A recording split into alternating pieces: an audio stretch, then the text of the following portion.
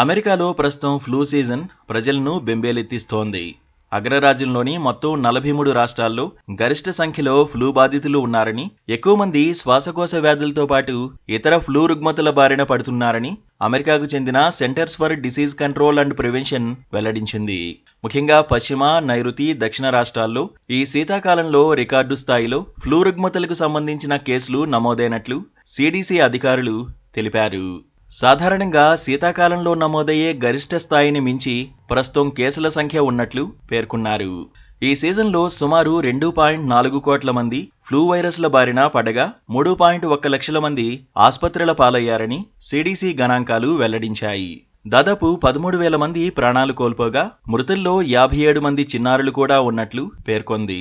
ప్రస్తుతం నమోదైన కేసుల్లో కోవిడ్-19 ఉన్న చిన్నారులు సైతం అధిక సంఖ్యలో ఉన్నట్లు తెలిపింది.